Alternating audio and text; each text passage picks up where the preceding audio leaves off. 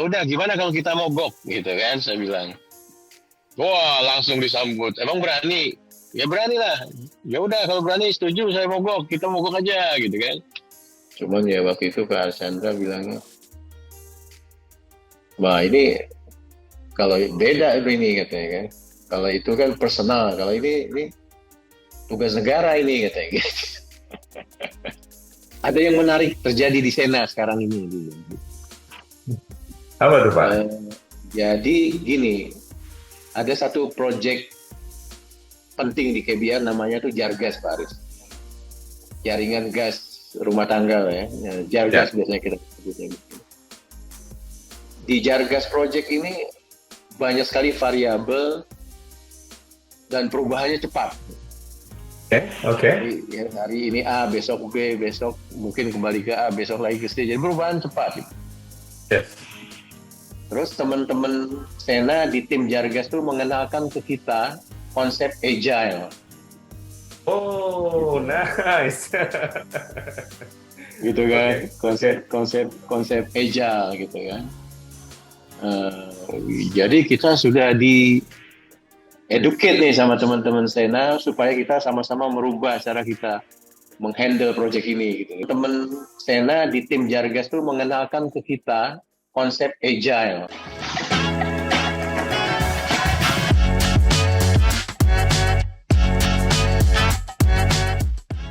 Oke, Assalamualaikum warahmatullahi wabarakatuh. Selamat siang Pak Fuad. Waalaikumsalam warahmatullahi wabarakatuh. Selamat siang, Mas Aris ya. Mana kabar Pak Fuad? Sehat walafiat?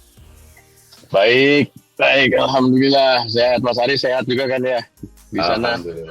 Alhamdulillah sehat. Ini kita COVID ada aja nih Mas ini di Jakarta. Tadi saya mau ketemu sama orang Pertamina, ternyata dia lagi karantin. Saya pikir udah nggak ada. Oh, masih ya. Jadi ceritanya masih sesuatu yang dan masih ini ya, masker antigen itu masih terjadi ya antigen sudah enggak, masker tergantung nyali masing-masing lah ya. kalau bernyali ya udah nggak usah pakai masker gitu kan. Tapi sudah nggak ada ketentuan seperti dulu lagi lah bahwa dalam ruangan harus bermasker, dalam public transport harus bermasker. Nggak ada sih, saya kira udah dihapus PPKM yang masalah kemarin.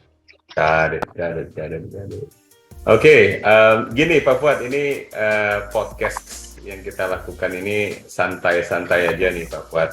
So, yang seperti sebelum kita bicarakan lebih diskusi tentang Pak Fuad, tentang Sena juga, tentang agile transformasi gitu ya. Nah mungkin kita go back in the days untuk mengenal Pak Fuad lebih lanjut nih. Dulu Pak Fuad asalnya di mana nih Pak Fuad? Dari Jakarta kah atau dari Bogor kah? Saya dari Serang, Pak Aris.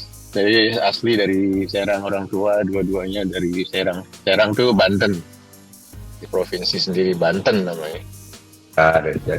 Jadi selama kecil dulu banyak di daerah Serang berarti Pak ya? Ya, di Serang, di kampung Pak Aris. Berapa bersaudara Pak Fuad? Waduh, saya tuh total sih ada 11. Wow. KB, keluarga besar. 11 ada 6 cewek, 5 cowok. Saya tuh anak ke 6 ya, kalau masih lengkap sih dulu tuh. Anak ke-6 ya. Ada kakak perempuan saya tuh ada yang meninggal lah waktu kecil tuh. Jadi saya belum lahir lah waktu itu. Cuman dapat ceritanya aja kan dari orang tua. Pernah ada saudara perempuan juga gitu ya, cuma meninggal sebelum kamu lahir. Jadi 11 Pak Aris. Anak kelima saya. Ya, saya punya adik jadi 5 lah ya. Kalau main basket bisa 2 tim tuh Pak. Bisa 2 tim ya. Tapi orang zaman dulu gitu Pak Aris. Dulu ibu tuh nikah tuh umur 14 tahun katanya, saya dengar cerita-cerita dari ibu. Masih muda sekali kan. Bapak tuh 19 tahun katanya. nikah waktu sama ibu itu. Jadi ya udah nggak di KB, ya udahlah kan. Banyak jadi. Dan masing-masing nih Pak Fuad kan di engineering dulu sebelumnya Pak Fuad ya, di ITB ya, ngambil kuliah di ITB dulu ya. Iya, betul. Di ITB, tepatnya di teknik sipil. Tapi dulu teknik sipil kan ada sub jurusan lah ya. Nah, ada dulu teknik sipil di ITB itu ada teknik sumber air, ada struktur, ada geoteknik, ada transportasi, ada satu lagi construction management. Nah, saya tuh ambil construction management gitu loh. Jadi basically sih ya project management lah gitu Pak Arif. Project management ya. Jadi belajar sipilnya ya cuman ya mungkin 40% kali ya, 60% itu lebih ke project manajemennya gitu. Seperti itu.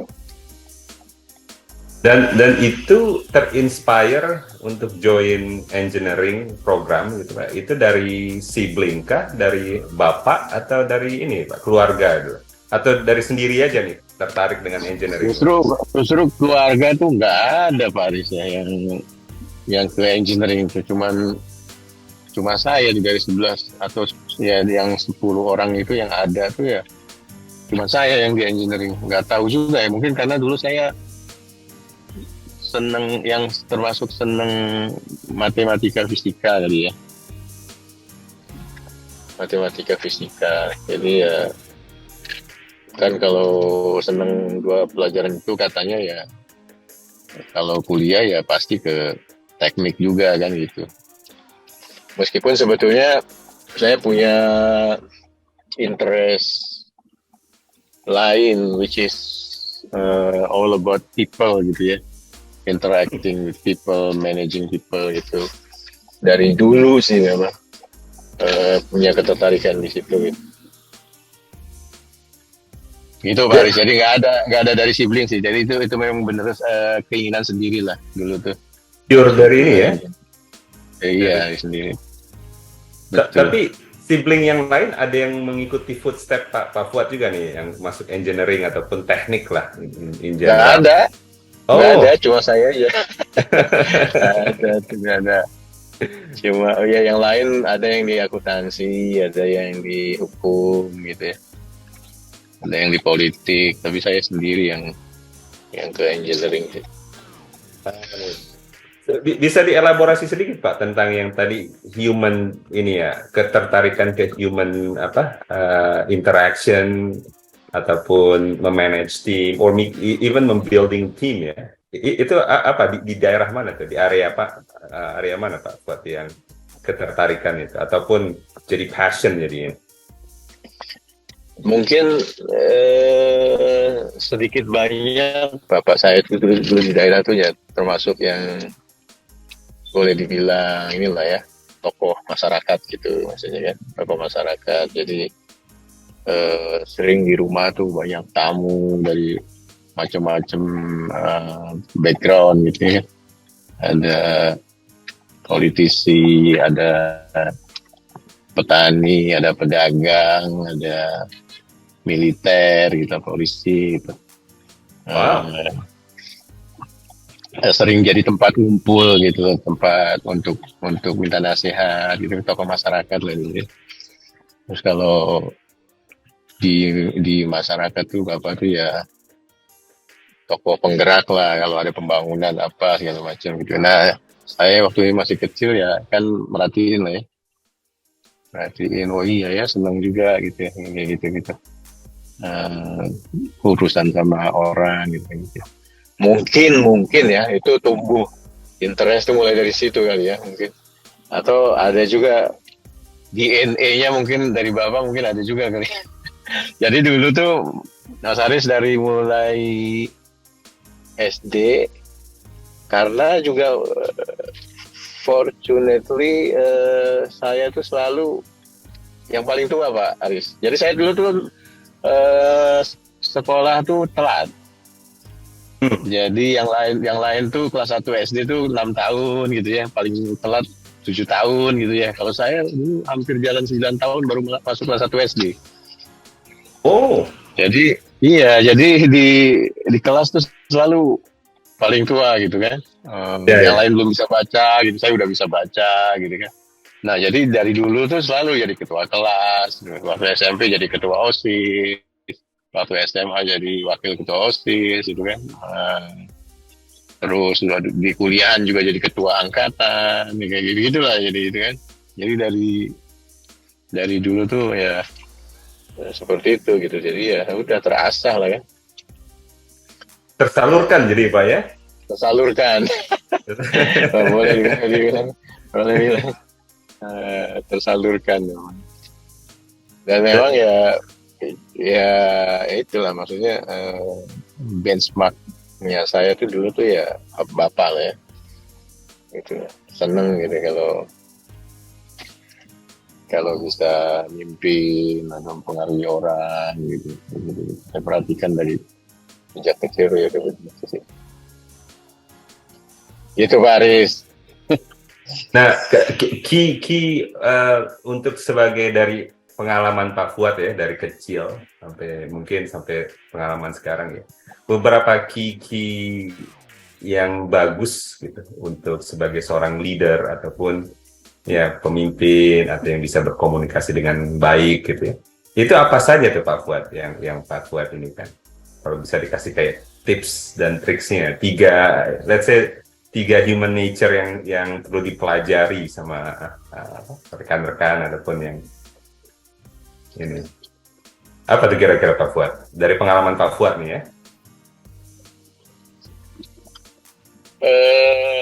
Dulu mungkin ada case menarik sih, waktu dulu saya jadi ketua angkatan di sipil angkatan 90 dulu ya. Waktu itu di ITB kan ada ospek Pak Aris. Kan ospeknya itu kan kejam kan dulu tuh. jadi waduh, pokoknya nih tangan ini bukan berdarah lagi Pak Aris, bernanah Pak. Bernanah gitu. Jadi karena ya gitu di ospeknya tuh caranya gitu. Jadi kalau kita lagi jalan, nah jalannya pas jalan kerikil suruh push up gitu. Push upnya yang nggak boleh begini, tapi begini. Nah, pakai ini. Dan dilakukan berulang-ulang, setiap kali nemu jalan kerikil lagi suruh push up ini lagi. Ya udah, bukan cuma berdarah, bernanah kan. Terus sering dipukul gitu kan, pakai koran tapi dalamnya isinya kayu gitu kan. Jadi sampai teman-teman tuh itulah ya, tersiksa luar biasa lah. Jadi pada satu malam itu teman-teman mungkin karena sudah tidak kuat lagi gitu ya dengan cara-cara seperti itu gitu. Ya itu maksudnya, gimana nih, nggak bisa kita terus-terusan begini gitu kan. Nah waktu itu saya sebagai ketua angkatan kan harus belain gitu kan, jadi harus berani belain gitu. Kalau nggak saya sebagai ketua angkatan ya mau siapa lagi kan. Semua teman-teman secara psikologis under big pressure kan. Dengan cara kayak begitu orang boro-boro mau melawan gitu, speak up aja sedikit itu kan. Jadi waktu itu ya udah, gimana kalau kita mogok gitu kan, saya bilang. Wah langsung disambut, emang berani? Ya berani lah. Ya udah kalau berani setuju, saya mogok, kita mogok aja gitu kan. Nah itu kita mogok kan. Wah pada kaget dan marah kan, yang panitia ospeknya sama yang kalau dulu di ITB itu namanya swasta tuh yang angkatan 3 tahun di atas kita, ke atas lah. Angkatannya 3 tahun ke atas lah ya. Ada yang 4 tahun, ada yang nggak lulus ITB tuh masih ada di situ ya. Swasta lah gitu.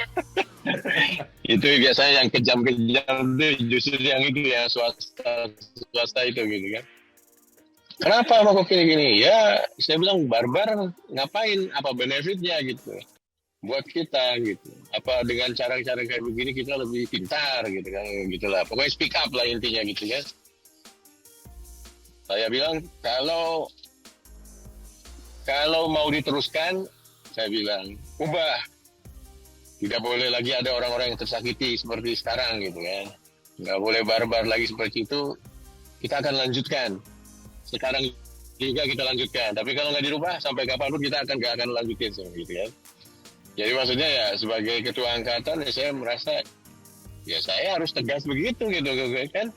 Nggak ada kompromi gitu. Karena ini kan masalah ini kan nyaman tidak nyaman teman-teman di bawah saya gitu kan sebagai ketua angkatan kan. Saya harus belain mereka ya saya harus mengeluarkan mereka dari penderitaan mereka. Kayak gitu kan. Nah, jadi saat itu berhasil untuk beberapa hari Pak Aris. Nah, cuman seiring waktu mereka pakai politik divide et impera lah kan. Dia datengin dulu tuh yang titik lemah which is waktu itu sih yang perempuan-perempuan kan. Wah diomongin, wah kalau terus mogok nih nanti dikerjain nanti di labnya, di praktikumnya, di tugas-tugas kuliahnya, gitu kan banyak yang mereka itu yang jadi asisten dosen gitu kan. Wah takut-takutnya kena lah gitu kan. Jadi singkat cerita ya terpecah lah kita juga. Cuma ya saya tetap konsisten dengan prinsip saya kan. Jadi saya termasuk yang nggak ngelanjutin ospek sampai selesai itu gitu. Jadi ya itu maksud saya, menurut saya ya leadership itu ya harus dibangun melalui example gitu ya, Mas Aris ya kali ya. By example, yes, betul. Oh ya, by example gitu, maksudnya yang lain nggak berani, kita berani ya, selama itu untuk memperjuangkan kepentingan tim ya gitu ya. Kalau kita nggak punya nyali ya mau siapa lagi gitu kan. Teguh pegang prinsip itu menurut saya juga dari pelajaran case itu sih saya kira ya penting gitu. Jadi mungkin itu juga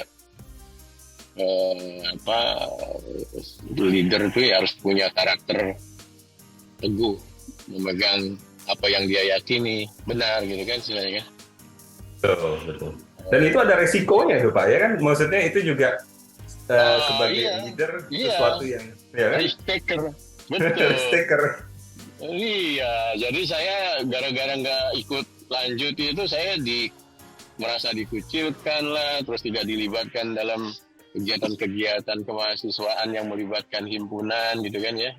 Dulu namanya kita tuh himpunan mahasiswa sipil lah gitu kan. Kalau ada seminar apa gitu kan.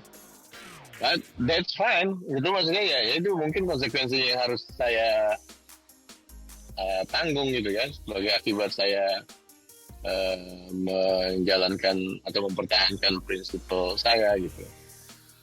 At the end of the day ya setelah lulus, setelah kerja ya nggak ada pengaruh nyawa gitu lah. Orang yang di ospek lulus dengan yang orang di ospek nggak lulus gitu kan. Iya. Kan semuanya kan akhirnya tergantung pada individunya masing-masing kan. Yang lulus ospek juga kalau individual karakternya bukan tipe karakter yang bikin orang maju ya tetap aja kan nggak maju gitu kan. Jadi maksud saya ya gitulah, individual prinsipal, individual karakter itu kan penting, terutama untuk yang leader ya, untuk pemimpin kita, risk taker gitu ya. Udah ditaker lah, paling gue digangguin praktikumnya paling gini kan tuh udah mikirin lah paling escape way-nya begini udahlah ambil lah gitu kan. Karena kan hidup ini kan pilihan ya. Kalau kita misalnya di Jakarta nih macet gitu kan, mau tergantung kalau kita risk taker ya udah lewat bahu jalan, konsekuensinya nabrak gitu kan, nggak usah gitu kan, as long as we can absorb risiko itu ya sudah gitu kan, gitu. Jadi maksudnya ya itu Pak Aris, beberapa hal ya. Jadi dengan itu dengan pengalaman tersebut itu ini ya terbuka jadi modal buat di pengalaman kehidupan juga Pak. Saya perhatikan Bapak lumayan ini jam terbang ini, terutama di engineering company, sempat di Tripatra, sempat di Saipem juga ya, dan KBR, dan juga Betul, usaha sendiri. betul. Nah, Hmm.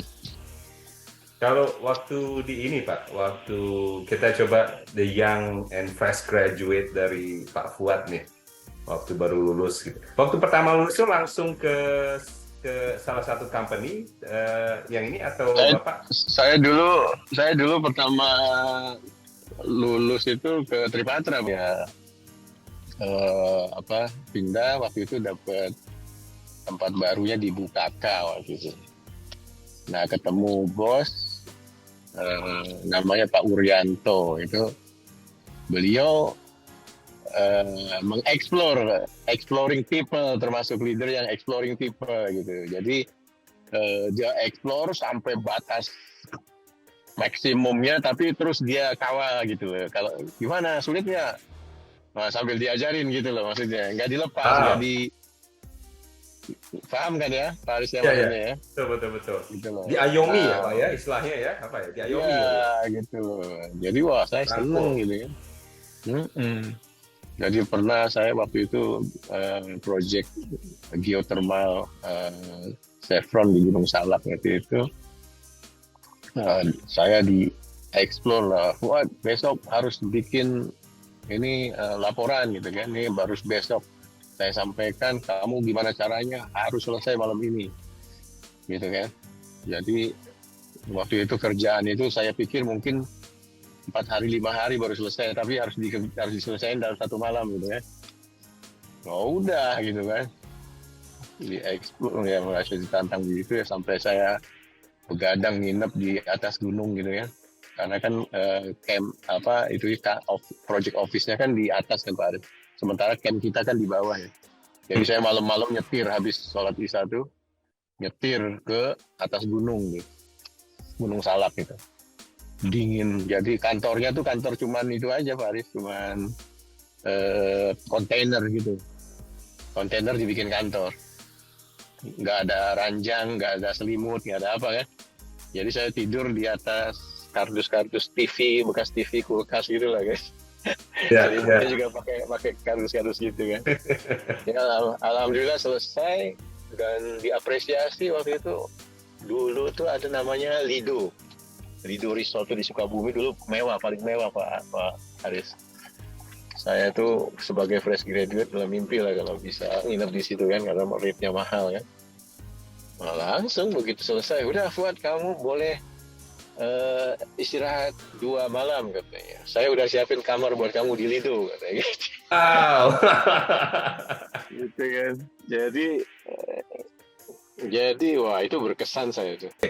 So, jadi tadi kembali ke case-nya yang Bapak mengerjakan di Gunung Salak tuh ya, dan dapat appreciation, dan itu sesuatu yang menurut Pak Fuad itu sesuatu yang efektif lah, ataupun bisa juga dibilang sesuatu mengayomi, merangkul, dan membuat quality dari seorang leader itu sejalan dengan pandangan Pak Fuad ya. Betul Pak Fuad? Betul. Okay. Betul Pak Aris. Dan setelah dari itu saya perhatikan Pak Fuad juga banyak banyak berpetualang gitu ya ke Saipem, ke KBR, dan bahkan di beberapa area juga ya, sempat di Australia saya perhatikan Pak Fuad. Boleh diceritakan sedikit Pak Fuad, gimana pengalaman? Iya. Jadi memang mungkin sudah umum juga sih ya, maksudnya motivasi orang-orang yang berkarir gitu kan, selalu pengen cari yang lebih baik dari sisi challenge, dari sisi remunerasi segala macam gitu. Nah, termasuk Fuad muda dulu tuh sama Pak, kayak gitu juga. jadi ya saya tipe orang yang termasuk lumayan sering berpindah perusahaan gitu ya. Jadi dulu dari Tripatra, kemudian ke Bukaka, dari Bukaka terus ke Imeco. Imeco itu masih grupnya Tripatra juga, Pak Basuki. Waktu itu saya jadi sales engineer di situ. Kemudian dari Imeco ke Sofresid Indonesia, which is Saipem, nanti dibeli sama Saipem jadi Saipem. Dari Saipem kemudian ke KBR. Selama di KBR juga sempat keluar karena waktu itu KBR tidak ada project kan.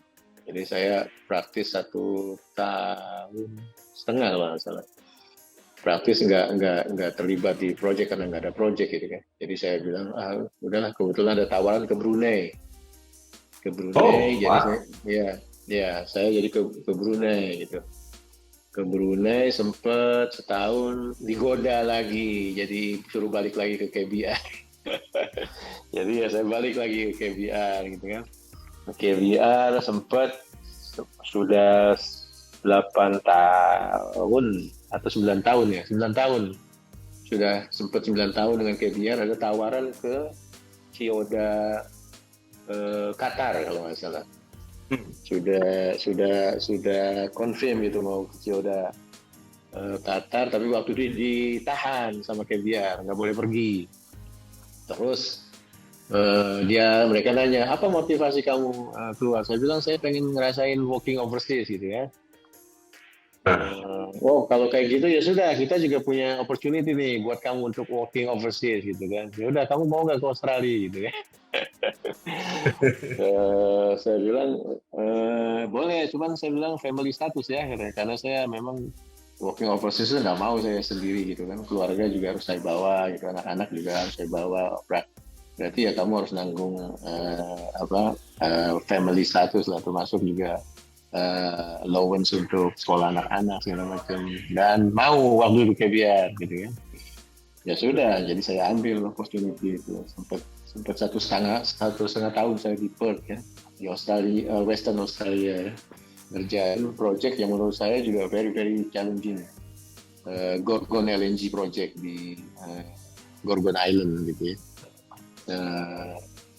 Ya setelah itu sempat bikin usaha sendiri ya, Harmoni itu ya, Mas Aris mungkin tahu. Nah setelah itu ya baru ke Sena gitu. oke, oke. Seperti itu Mas Aris. Good, good, good, good.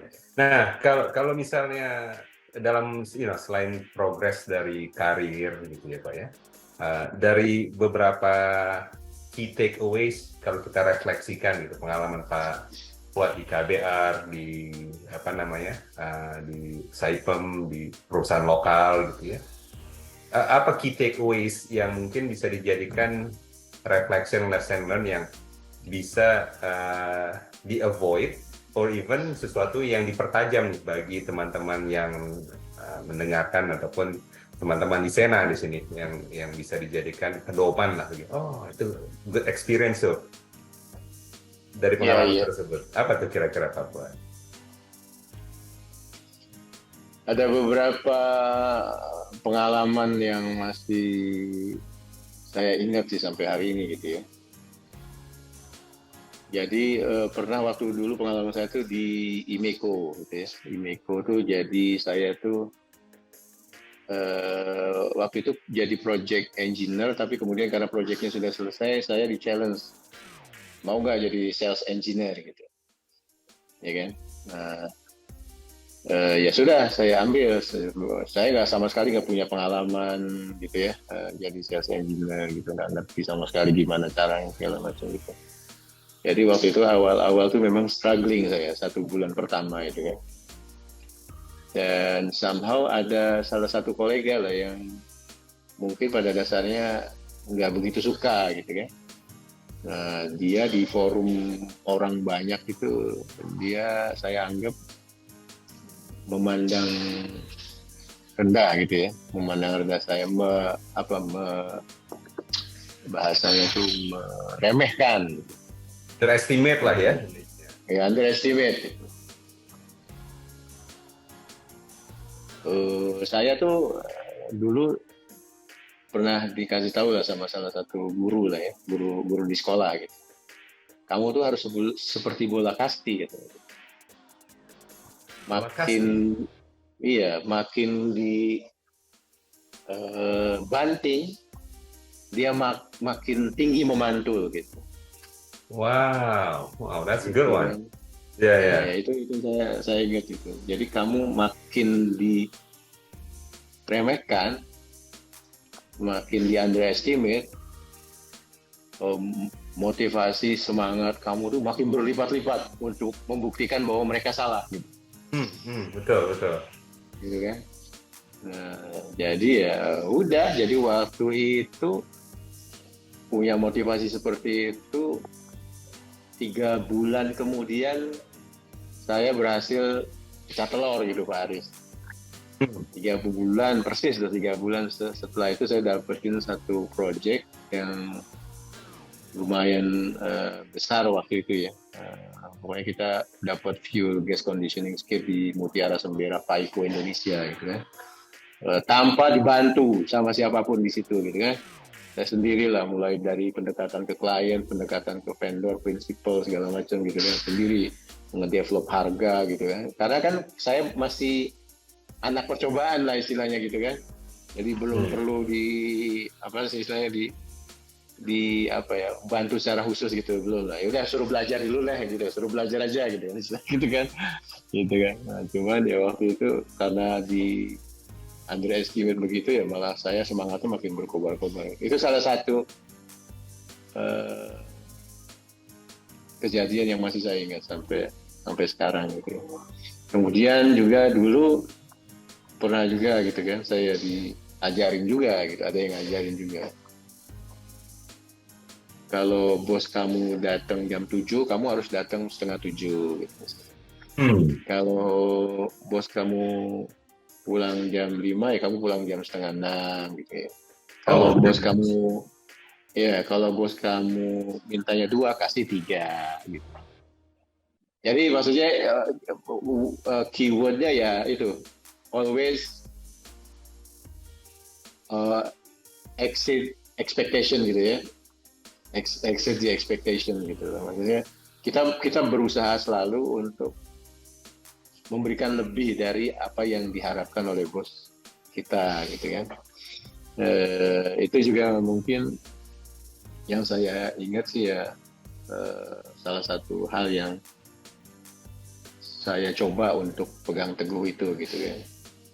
Jadi saya bukan tipe orang yang, kan ada beberapa teman-teman tuh yang minta difasilitasi dulu baru perform gitu.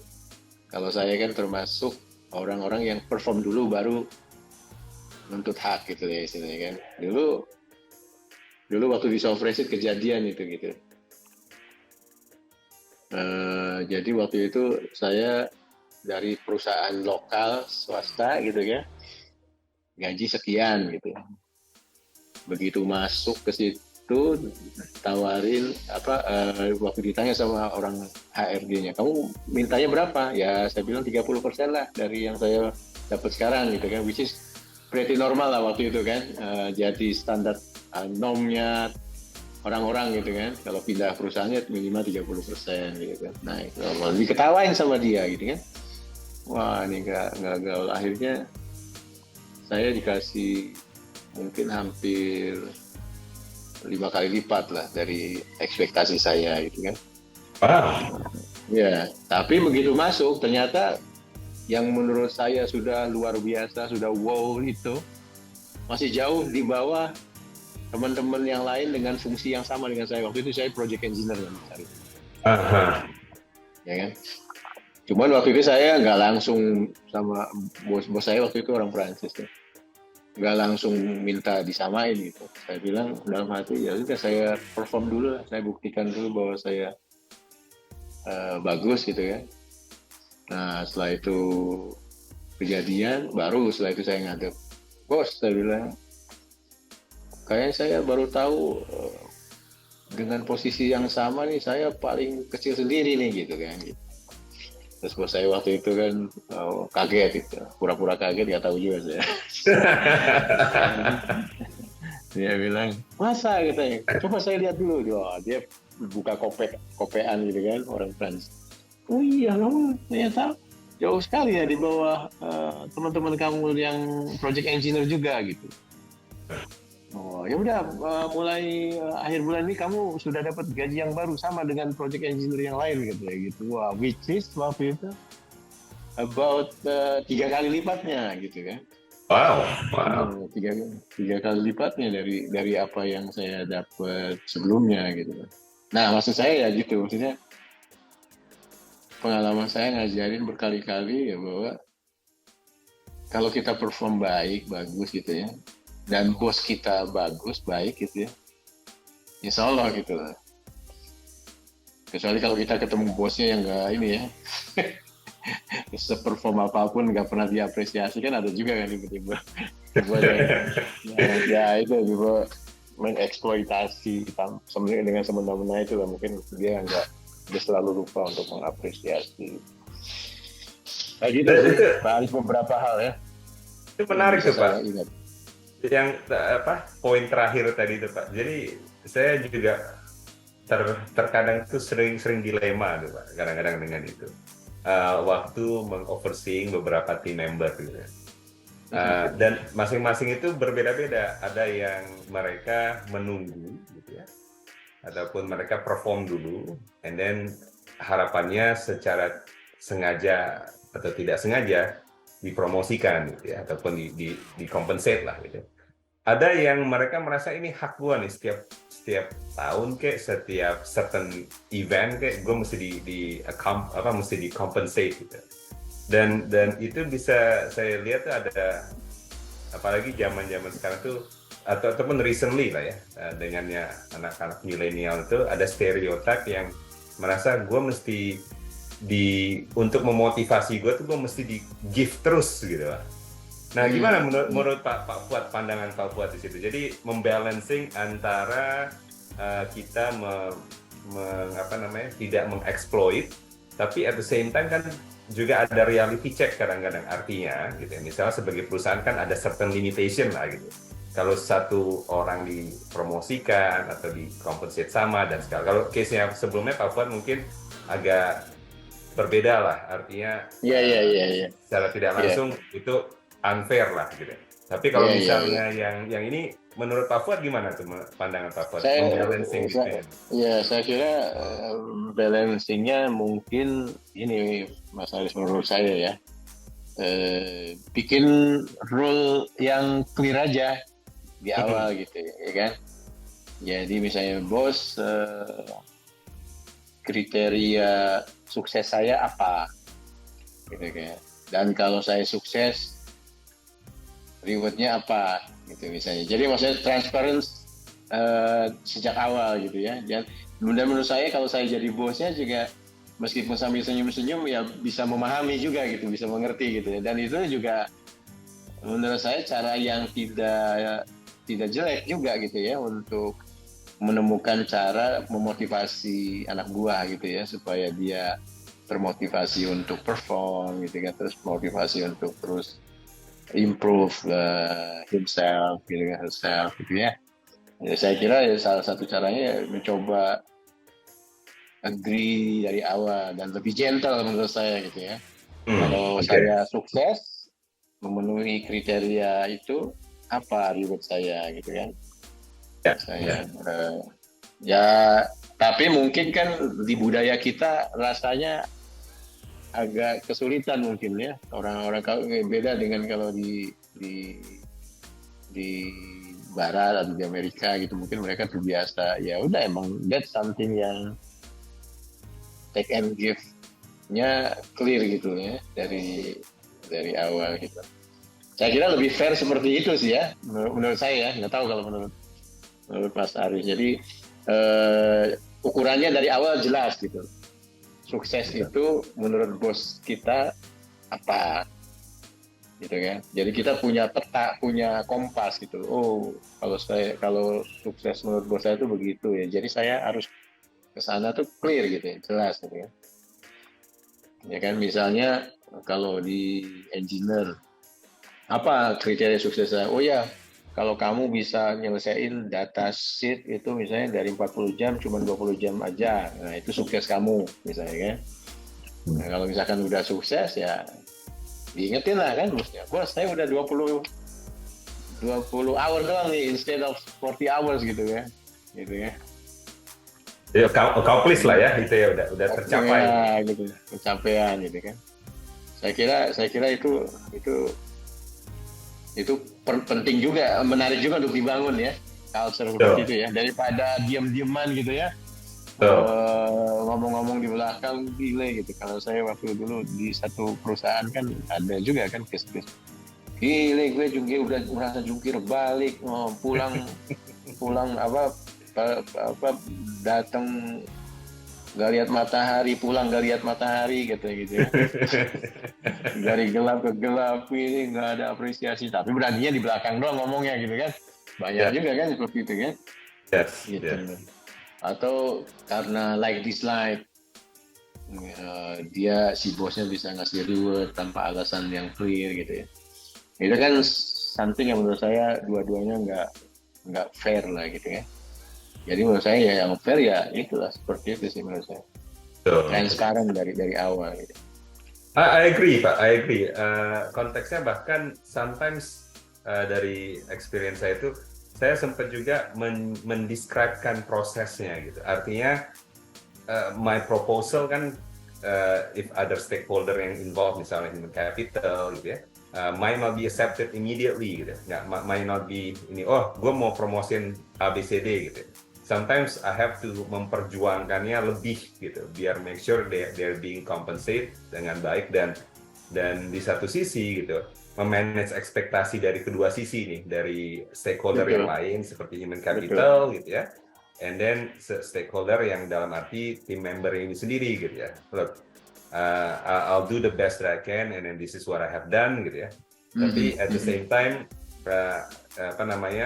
there's certain limit yang ini, dan to one point saya pernah juga sampai mengkonekkan antara individual tersebut, salah satu tim member saya itu ke ini ya gitu, ke mana namanya, ke salah satu human capital member gitu ya, untuk mereka menjelaskan. Jadi sama-sama ada, kita bertiga ada kind of transparansi tadi yang Pak Fuad sempat bilang gitu.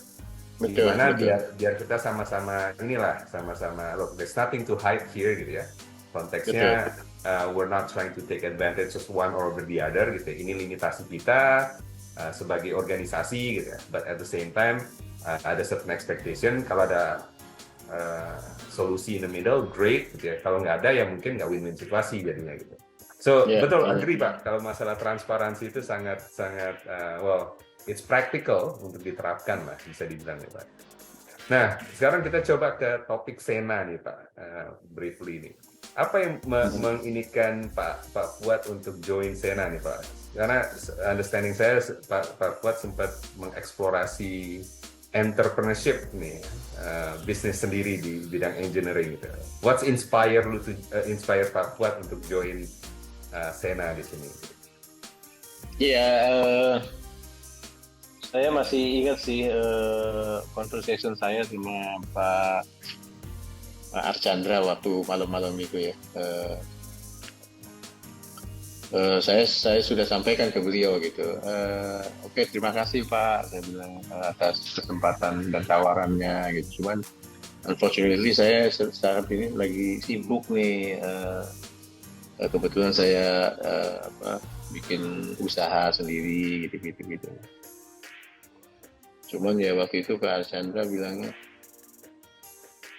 wah ini kalau beda ini katanya kan. Kalau itu kan personal, kalau ini tugas negara ini katanya gitu. Kedengarannya ini ya klise gitu, tapi pengalaman saya kerja di multinational company gitu ya, beberapa gitu, Saipem, KBR, terus pernah ke Brunei, pernah juga interaction dengan KBR di Australia gitu ya, di Perth gitu kan, bagaimana cara mereka bekerja segala macam gitu. Ya mendengar kata-kata itu saya jadi langsung, oh iya, saya harus, kayaknya sih saya this is a time for me to contribute something lah untuk ya mungkin sama kali ya sama Mas Aris juga ya kemarin dulu Mas Aris pernah sampaikan juga kan ini ada misi yang itulah ya kedengaran klise tapi kok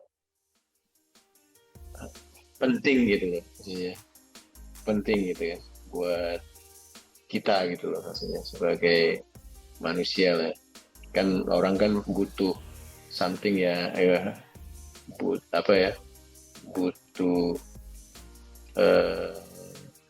bukan kebanggaan sih ya butuh sesuatu yang bisa dikenang gitu ya sesuatu yang bisa dikenang gitu. Jadi saya berpikir begitu saya bilang oh ya sudah karena gambaran saya waktu itu ya Sena ini BUMN dan kebetulan sekali pengalaman saya tuh mengenalkan saya ke beberapa BUMN yang menurut saya tidak bagus gitu kan gitu dari sisi komitmen, culture segala macam. Saya bilang oh iya sudah deh gitu. Saya pikir saya harus coba gitu dan waktu itu ya saya delegate yang my own company kebetulan ke anak yang sudah memang ready siap ya lah gitu ya. Ready itu kayak take over gitu ya jadi ya udah ceritanya begitu jadi saya pengen selalu saya pernah ulang-ulang nih kata-kata yang saya pengen meninggalkan legacy yang bagus lah buat Sena meskipun saya sudah nggak di Sena lagi misalnya someday gitu ya tetapi saya sudah dicatat pernah berusaha keras gitu kan untuk membuat Sena bisa lebih baik gitu. Itu sih Mas Haris saya kira ya kenapa waktu itu saya mau gabung akhirnya dan meninggalkan my own company. Ini ya, mission yang lebih besar nih Pak ya kalau udah bicara negara itu udah iya betul. Nah kalau dari Pak Fuad join itu kalau nggak salah udah 1,5 tahun ya kurang lebih Pak ya di Oktober kurang lebih saya iya Oktober 2021 saya join ya hampir 1,5 tahun sudah ya. Ya, nah di sini waktu Pak Fuad masuk itu gitu ya, Pak Fuad pasti melihat beberapa kesempatan, oportunitas gimana nih sebagai organisasi engineering, perusahaan engineering yang bisa dan Pak Fuad udah banyak jam terbang di perusahaan yang lain ya, yang bisa dibilang udah banyak sampel-sampel what works and what didn't work gitu ya. Nah, apa kalau misalnya top 3 prioritas yang Pak Fuad lihat nih kayaknya bisa deh kalau kita lakukan ini lebih baik dan itu menjadi bisa bilang menjadi target Pak Fuad di sini yang the first 100 days kayak atau the first 1 year gitu ya. Apa tuh Pak? 3 aspek misalnya kalau bisa Pak Fuad summary-kan dan gimana nih so far perkembangannya gitu yang Pak Fuad bayangkan Sena ini seharusnya bisa begini nih gitu. Iya. Waktu saya pertama masuk tuh saya ngelihat sih Sena ini sebetulnya kan punya modal lah gitu ya, punya modal untuk tumbuh jadi perusahaan yang besar lah gitu ya. Jadi pertama Sena ini berada di subholding gas yang bisnisnya macam-macam dan memberikan kesempatan buat Sena sebesar-besarnya untuk berkembang gitu ya dari sisi engineering, survei, inspeksi, gitu, consultancy gitu. Itu saya melihat waktu pertama kali masuk tuh teman-teman di Sena tuh sebetulnya punya keinginan yang sama juga untuk melihat Sena ini maju berkembang gitu ya karena awal-awal saya masuk tuh sempet ada rumor katanya bahwa Sena ini akan digabung sama Pegasol gitu. Jadi nanti ya Sena ini akan dihapus lah gitu ya, akan digabung gitu. Nah, jadi sempat juga itu menjadi kekhawatiran banyak teman-teman di Sena waktu itu gitu kan. Nah gitu loh. Eh, Cuman memang ketika kita masuk ya saya pribadi yang berpikir ya memang dua modal besar ini ya eh, apa ya menurut saya ya menyemangati kita lah ya, menyemangati kita, wah ini harus kita lanjutkan ya, harus kita bantu lah gitu ya. Dan saya melihat ya kita harus bantu tuh waktu itu ya, pertama dari working culture gitu ya, working culture. Jadi working culture tuh harus diubah nih paradigmanya gitu, karena selama ini project-projectnya tuh mostly given kan, beda dengan kita yang di luar ya, kayak Tripatra saya atau merek-merek company yang lain gitu ya. Mereka benar-benar uh, full fight gitu ya, untuk mendapatkan satu project itu. Dan biasanya kalau uh, apa nature-nya begitu given gitu, biasanya bikin orang tidak tidak termotivasi, tidak ya dengan effort yang biasa-biasa aja selalu dapat project gitu kan, selalu dapat profit misalnya kan, kayak gitu kan ya, meskipun nilainya segitu-gitu aja gitu kan, profitnya segitu-segitu aja, nilai revenue-nya segitu-segitu aja gitu kan. Nah, cenderung orang tuh berpikirnya seperti itu, pasif gitu kayak gitu. Jadi waktu itu yang saya pikirkan yang urgent harus kita rubah pertama kali yaitu working culture-nya gitu. Dan saya melihat, saya pernah kerja di KBR, saya pernah kerja di luar gitu segala macam itu ya. Saya punya benchmark lah ya, kemana working culture ini harus kita bangun gitu ya.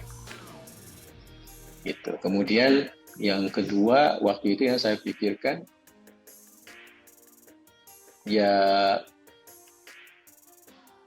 sistem toolsnya gitu, sistem toolsnya gitu, karena saya ngelihat kita nggak bisa lagi pakai dengan yang kita sekarang gunakan gitu, karena semakin hari pekerjaannya semakin bervariasi, semakin kompleks, klien-klien needs-nya juga semakin strict gitu ya, contractually juga semakin strict gitu kan. Salah-salah kita ngelola project bisa bukannya untung malah buntung dan seterusnya gitu kan. Nah, jadi saya kira kita harus punya sistem dan tools yang bagus gitu loh, untuk make sure bahwa kita bisa mendeliver pekerjaan itu dengan baik gitu ya, sesuai dengan kontrak yang disepakati gitu ya. Ya itu yang kedua. Kemudian yang ketiga kaitannya dengan pengembangan Sena gitu. Saya kira kita harus keluar dari bisnis yang sekarang kita punya saja gitu ya, maksudnya kita harus cari bisnis baru gitu ya. Selama ini kan Sena sebelumnya itu pekerjaannya tidak lepas dari pipeline, onshore pipeline, gas station, kayak gitu-gitu aja kan. Nah, kalau mau Sena berkembang bagus ke depan ya kita harus keluar ke eksternal klien, dan eksternal klien itu banyak bisnis baru yang harus kita kuasai juga gitu kan. Itu jadi ya Itu sih, at least ya, 3 hal itu yang terpikirkan waktu itu ya. Jadi working culture, which is lebih ke people focus gitu ya. Ya, ya. Kemudian sistem toolsnya, kemudian dari sisi bisnis fokusnya juga gitu. Ya minimal 3 itulah yang terpikirkan waktu itu ya. Itu sih Pak. Interesting. Jadi dengan itu yang saya bisa correlate sekarang nih dengan kenapa Pak Fuad dan teman-teman leadership dari Sena dan bahkan juga beberapa teman-teman di Sena juga terpikiran untuk mencoba mengintegrasikan agile transformasi di sini. Karena kalau kita ngomongin tentang sistem ya, habis itu working culture juga gitu ya. Itu sesuatu yang apa namanya sangat praktikal dan sangat relevan lah di sini gitu. Dalam konteks ini. Nah dari situ konteksnya nih harapan nih Pak. Ini waktu kita lumayan time flies nih when we're having fun kelihatan di ini. Mungkin kita sebelum tahap-tahap penutupan nih Pak ya. Dari Pak Fuad sendiri harapannya tentang ini penerapan agile ataupun juga membuat Sena maju lebih baik gitu dengan prioritas-prioritas dan potensial lah ya kalau kita bisa bilang ini tanpa mengeksploitasi tapi lebih mengeksploitasi potensial teman-teman di sini ataupun opportunity sebagai company gitu. Apa nih Pak kira-kira pesan-pesan terhadap rekan-rekan untuk mengimprove cara mereka bekerja, habis itu yang penting sih salah satu itu komitmen kita, biar mengincrease komitmen dan ada kesadaran diri mereka sendiri atau dari teman-teman kita mesti maju dan kita bisa.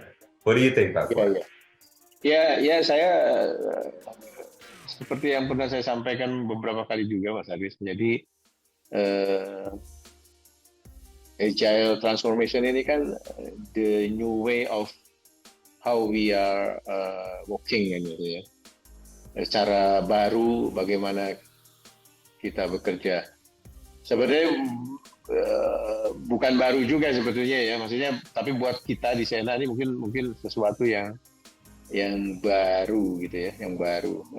Dan saya sih termasuk yang memiliki keyakinan kalau Sena ingin maju, ya kita harus ubah gitu cara bekerja ini gitu. Dan sering saya sampaikan juga bahwa ini nih juga tentang diri kita sendiri gitu, bukan hanya Sena gitu ya kan.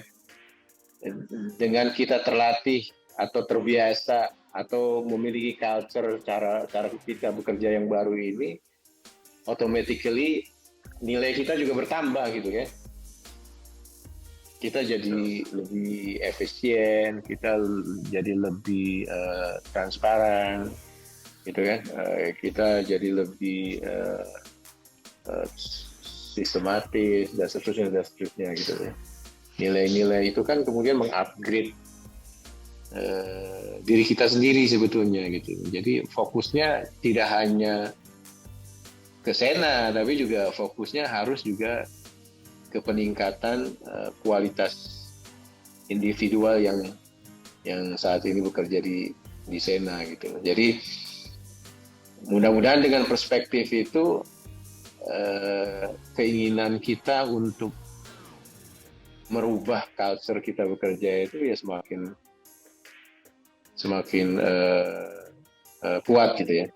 Menarik, kemarin saya waktu di Bandung, Pak Aris, ada workshop Direktorat Infrastruktur dan Teknologi gitu ya, which is Sena under this directorate gitu ya. Nah, ada salah satu kliennya Sena, which is CV Gas Pipeline gitu ya, group. Dia sharing dengan audiens, waktu itu lumayan banyak audiensnya, sekitar 100-an orang ya, dari bermacam-macam satuan kerja, anak perusahaan, afiliasi segala macam sedang berkumpul di situ. Dia bilang ada yang menarik terjadi di Sena sekarang ini. Apa tuh Pak?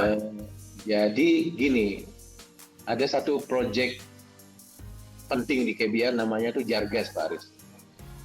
Jaringan gas rumah tangga ya, Jargas biasanya kita sebutnya. Di Jargas Project ini banyak sekali variabel dan perubahannya cepat. Oke. Hari ini A, besok B, besok mungkin kembali ke A, besok lagi ke C. Jadi perubahan cepat. Yes.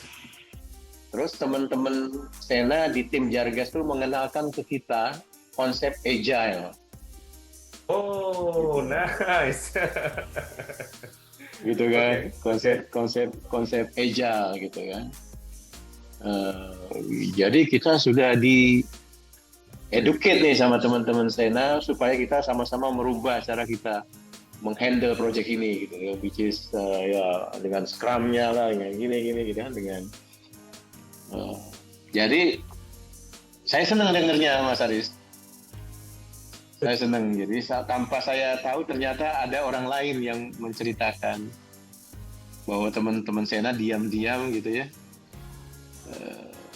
menerapkan itu, dan itu diapresiasi advantage-nya gitu, di acknowledge advantage keuntungannya gitu ya sama owner, sama Bohir gitu ya.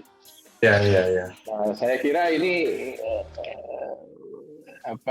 tahapan yang bagus dan makin membuat saya yakin bahwa kita on the right path gitu ya, on the right way gitu. Jadi, jadi gitu.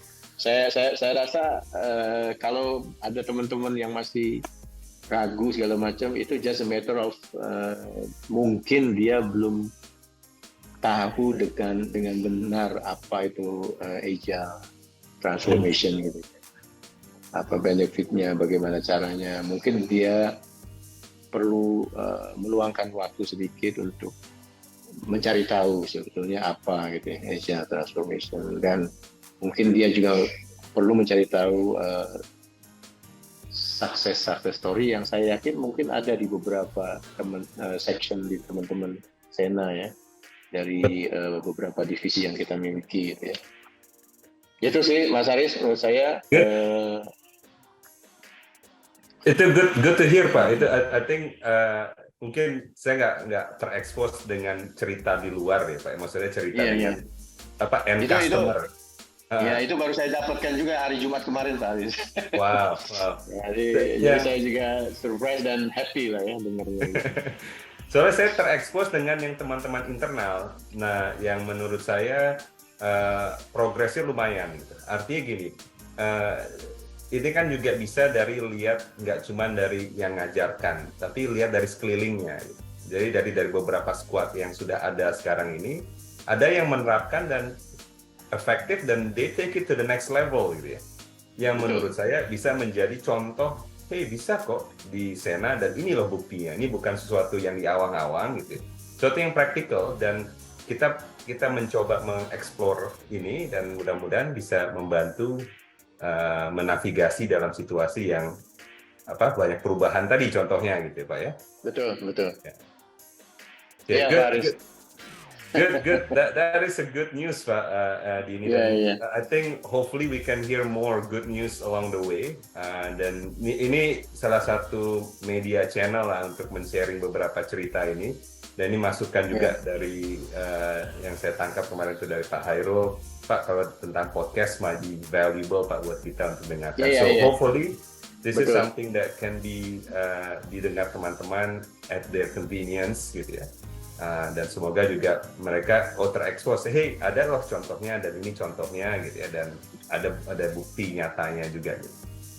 Terima kasih Pak Fuad atas waktunya nih. Terima kasih juga Pak Aris untuk bisa memfasilitasi podcast ini ya. Saya kira ini ide baru dan mudah-mudahan ini salah satu cara yang efektif ya untuk men-share pikiran-pikiran, ekspektasi dan success story gitu ya, sehingga bisa menginspirasi teman-teman yang mendengarkan gitu ya. Amin. Oke. Sehat selalu Pak Fuad. Semoga sama-sama Pak Aris. Sukses selalu juga buat Pak Aris. Ya. Terima kasih. Assalamualaikum. Waalaikumsalam warahmatullahi wabarakatuh. Itu berarti Senna has a chance, can be like Räikkönen, even better and even stronger, even smarter dan lain gitu.